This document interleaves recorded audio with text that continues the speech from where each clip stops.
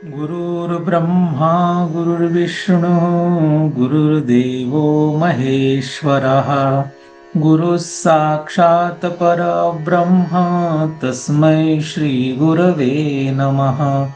वसुदेवसुतं देवं कंसचाणूरमर्दनं देवकी परमानन्दं कृष्णं वन्दे जगद्गुरुम्। हरि ओम तत्सत। हरि ओम तत्सत। हरि ओम तत्सत। सद्गुरुनाथ भगवान की जय। चैतन्य आश्रम आळंदी देवाची, पुणे महाराष्ट्र भारत।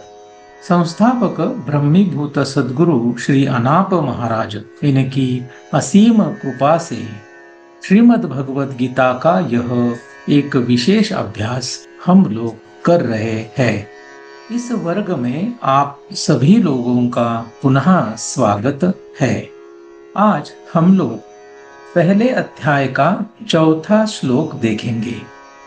अत्र शूरा महेश्वासा भीमार्जुन समायुधि युयुधानो विराटश्च द्रुपदश्च महारथः। इस श्लोक की अवतरणिका।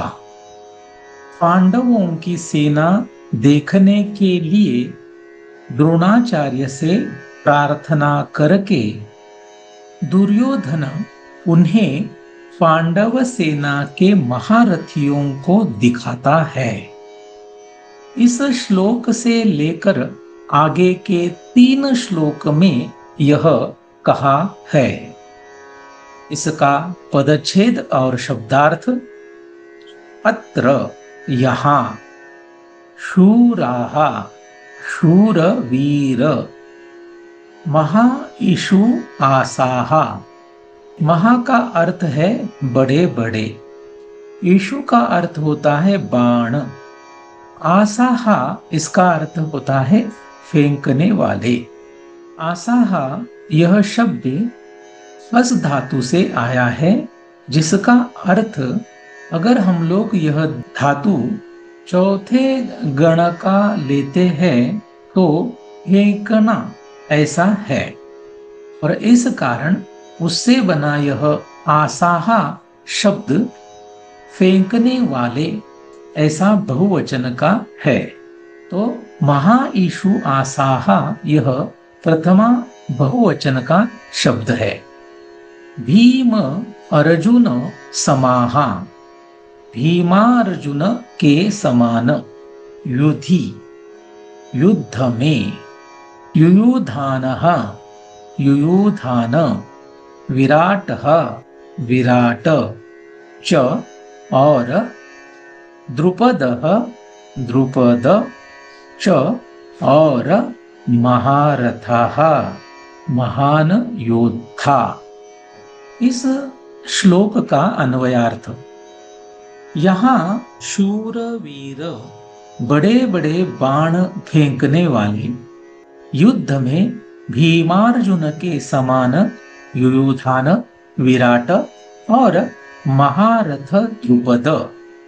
और तो यहाँ पर और शब्द है, इसका अर्थ है कि यह जो श्लोक है इसको 5वें श्लोक में और हमें कुछ देखना है। तो यहाँ पर यह वाक्य पूरा नहीं हुआ है।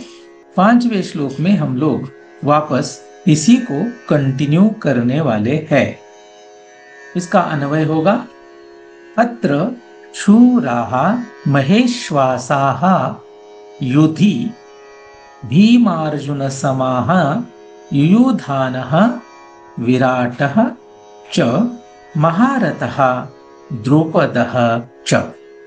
इसका सरल अर्थ होगा, यहाँ इस सैन्य में शूरवीर बड़े बड़े बाण फेंकने वाले, तो धनुष जिनके हाथ में होता है वह धनुर्धारी कहलाते हैं।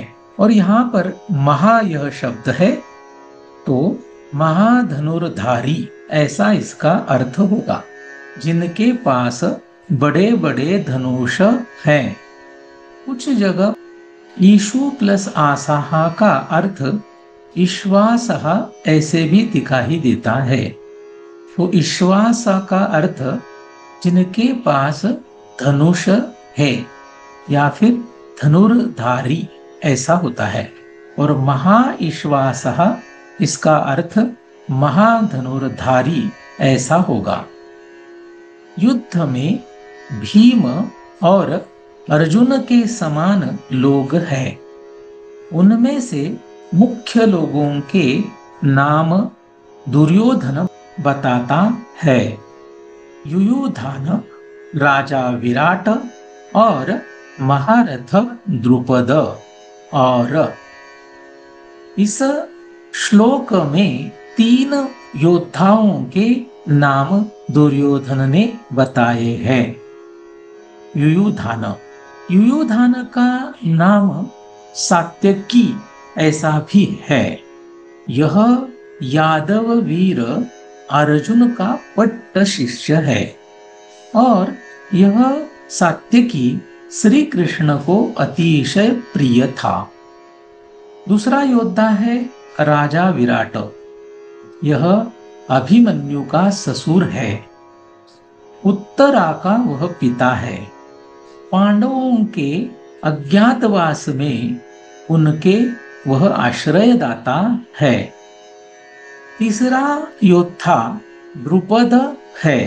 द्रौपदी के वह पिता है, माने कि पांडवों के वह ससुर है। महारथ ऐसा एक शब्द यहाँ पर इस श्लोक में है। यह शब्द द्रुपद का विशेषण दिया है। महारथ का अर्थ होता है जो अकेले 10,000 धनुर्धारियों से लड़ता है और शस्त्र अस्त्र में प्रवीण होता है, उसे महारथ ऐसा कहा जाता है। श्री ज्ञानेश्वरी में भगवान श्री ज्ञानदेव महाराज जी ने इसका जो अर्थ लिखा है वह यहाँ पर समझने की कोशिश करेंगे। और भी असाधारण वीर है जो शस्त्र अस्त्र एवं क्षात्र धर्म में प्रवीण है। यह 96 ओवी में कहते हैं।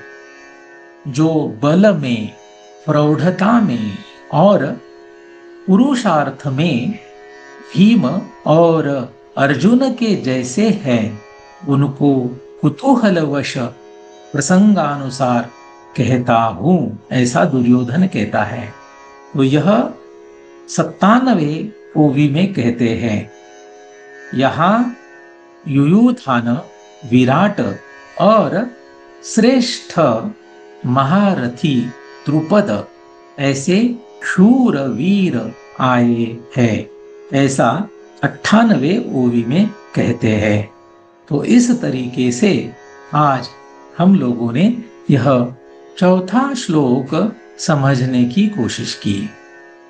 आज के लिए बस इतना ही। पुंडलीक वरदा हरिविठ्ठल श्री ज्ञानदेव तुकाराम पंढरीनाथ भगवान की जय। माऊली ज्ञानेश्वर महाराज की जय। जगद्गुरु तुकाराम महाराज की जय। सद्गुरुनाथ भगवान की जय।